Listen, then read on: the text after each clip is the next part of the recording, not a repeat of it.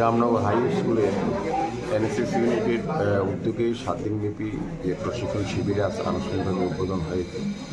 তো আজকের এই উদ্বোধনী অনুষ্ঠানে আমাদের মধ্যে উপস্থিত আছেন বিদ্যালয়ের প্রধান শিক্ষক মহোদয়, আমাদের স্পোর্টস ডিপার্টমেন্টের যিনি ডেপুটি ডিরেক্টর কমল দে মহোদয়, আমাদের অ্যাসোসিয়েশন চেয়ারপারসন চন্দ্র মহোদয়, ভাইস চেয়ারম্যান পার্থ শাহ মহোদয়, মেম্বার সলিল রায় চৌধুরী, শিক্ষক বিষ্ণুপদ দত্ত মহোদয় সহ অন্যান্য যারা আমন্ত্রিত অতিথিরা এসেছেন এবং বিশেষ করে যাদেরকে নিয়ে এই কর্মসূচি বা প্রশিক্ষণ শিবির আমাদের যারা এখানে ভলান্টিয়াররা আছেন, স্বেচ্ছাসেবকরা আছেন, এনএসএসের সহ যারা শিক্ষক শিক্ষিকা বিদ্যালয়ের প্রত্যেককে আমি স্বাগত শুভেচ্ছা জানাই। তো এনএসএসের প্রশিক্ষণ শিবির প্রতিটি বিশ্ববিদ্যালয়, মহাবিদ্যালয় এবং বিদ্যালয়ে অনুষ্ঠিত হয় এবং 7 দিনব্যাপী বিভিন্ন বিষয়ের উপর আলোচনাক্রমে প্রশিক্ষণ দেওয়া হয়, যাদের প্রশিক্ষিত করা হয় যারা ভলান্টিয়ার আছেন। তো পরবর্তী সময় তারা সেই বিদ্যালয়ের অন্যান্য ছাত্রছাত্রীদের মধ্যে এই বিষয়টাও তুলে ধরবেন।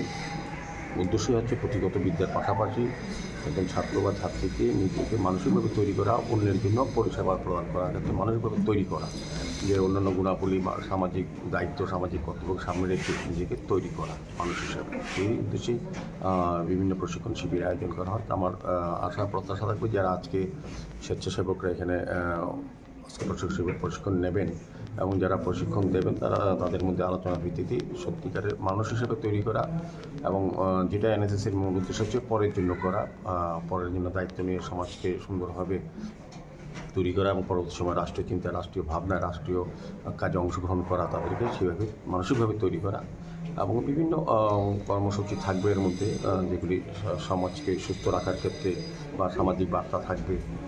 অনেকগুলি প্রোগ্রাম এখানে থাকবে, অন্যান্য যে শিবিরগুলি থাকে।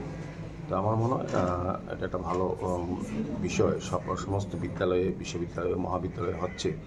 তো আমরা জানি যে এনএসএস আগে যখন এর রাজ্যে শুরু হয়েছিল 1976 সালে খুব সম্ভবত 600 ভলান্টিয়ার নিয়ে, এখন প্রায় 40,000 উপর ভলান্টিয়ার হয়েছে, 431টা ইউনিট হয়েছে এবং বিভিন্ন এখন ক্লাস 12 থেকে কলেজের সমস্ত জায়গাতেই এনএসএসের এই কর্মসূচিতে ভলান্টিয়ার অন্তর্ভুক্ত করা হচ্ছে। আগামী দিনে আরও বৃহৎ আকারে তাদেরকে তৈরি করা হবে, কারণ আমরা জানি আজকে যারা এনএসএসের ভলান্টিয়ার বা স্বেচ্ছাসেবক তারা আগামী দিনে আমাদের রাজ্যের এবং দেশের ভবিষ্যৎ এবং প্রজন্ম, তারাই দেশকে পরিচালিত করবে। তাদের যে থিমটা রেখেছে তারা বিকশিত ভারত 2047।